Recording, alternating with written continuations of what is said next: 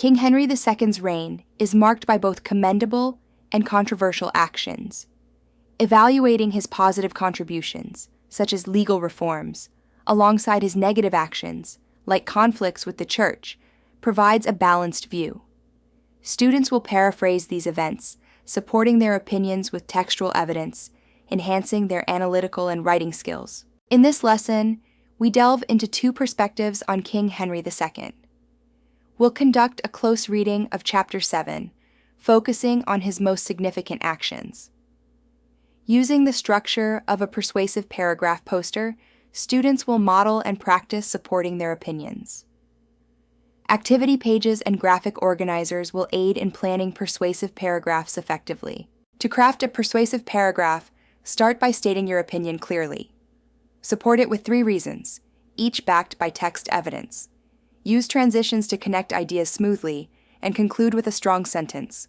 For example, lords in the Middle Ages controlled land, amassed wealth, and commanded armies, making them powerful figures. King Henry II's reign was marked by significant reforms and controversies.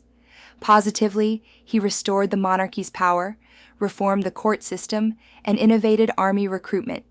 However, his reign also saw the demolition of unauthorized castles and harsh treatment of dissenters, potentially leading to Thomas Becket's murder. These actions reflect the duality of his leadership. King Henry II was pivotal in shaping English governance.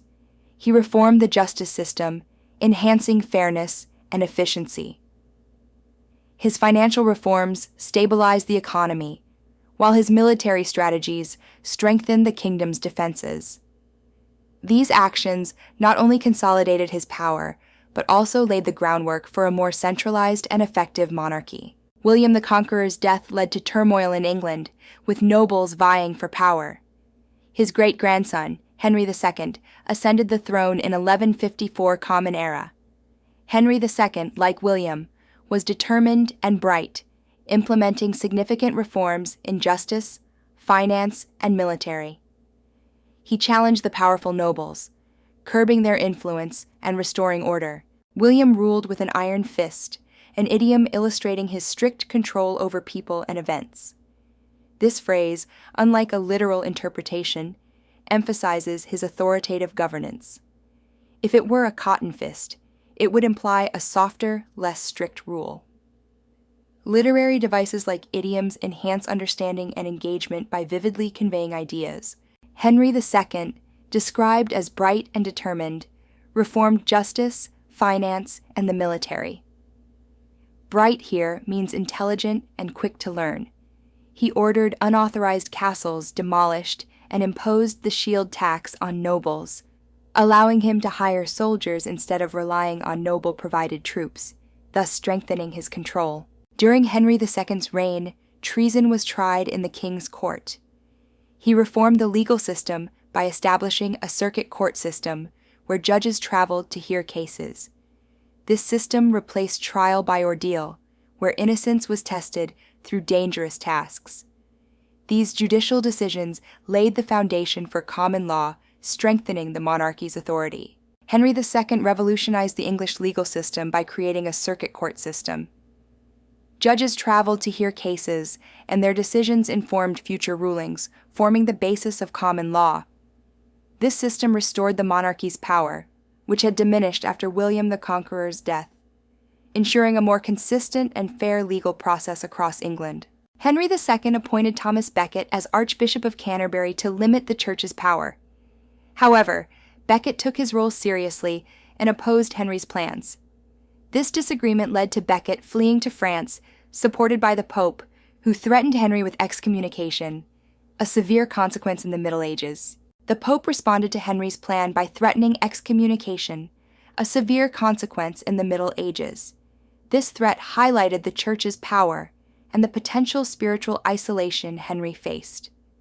In the image, Henry is identifiable by his crown, signifying his royal status, while Thomas Becket, as Archbishop, is without one, emphasizing his ecclesiastical role. Henry and Thomas Becket reached an agreement, allowing Thomas to return to England, but their friendship remained strained.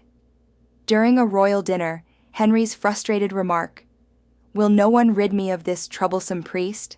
led 4 knights to murder Thomas in Canterbury Cathedral. The motives remain unclear, but Thomas was later declared a saint. The knights might have believed Hnery was encouraging Thomas Becket's assassination because, despite allowing Thomas's return, their disputes persisted.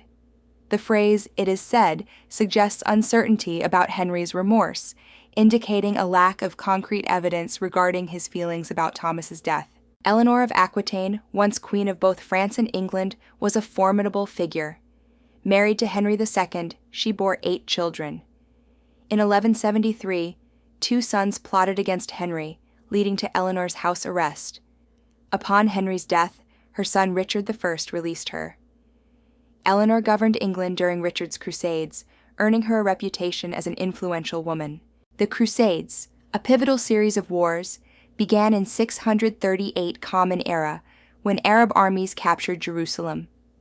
By 1095 Common Era, Muslim Turks closed the city to Jewish and Christian pilgrims, prompting the Pope to call for European kings to reclaim it.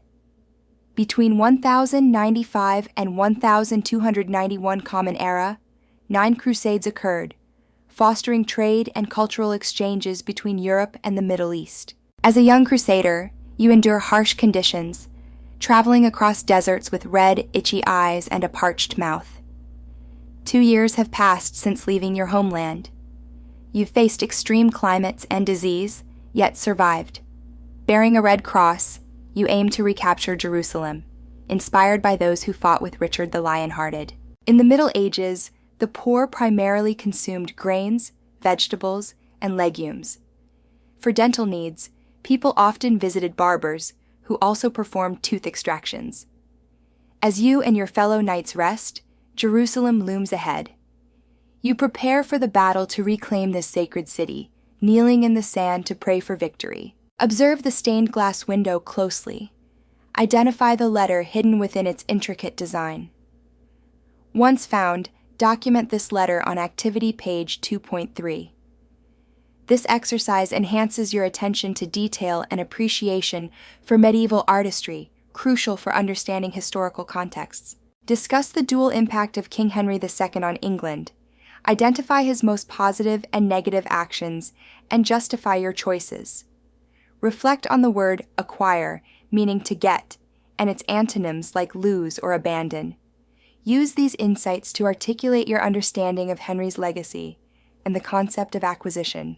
In a persuasive paragraph, start by stating your opinion clearly. Use the planning, a persuasive paragraph chart, to organize your thoughts. For each reason supporting your opinion, provide text evidence and page numbers. Use the pro chart to identify advantages, like lords living in castles and controlling land. Develop a third reason independently to strengthen your argument. Consider why lords lived in castles.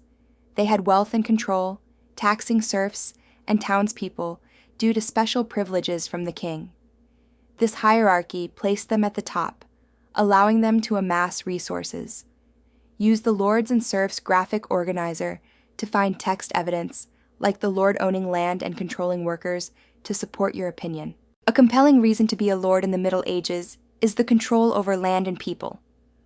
Lords taxed serfs and townspeople, using the funds to build castles, organize armies, and protect their territories.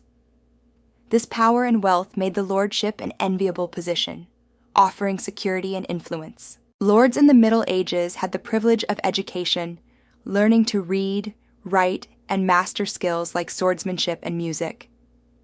This lifestyle, detailed on page 10, was unattainable for serfs.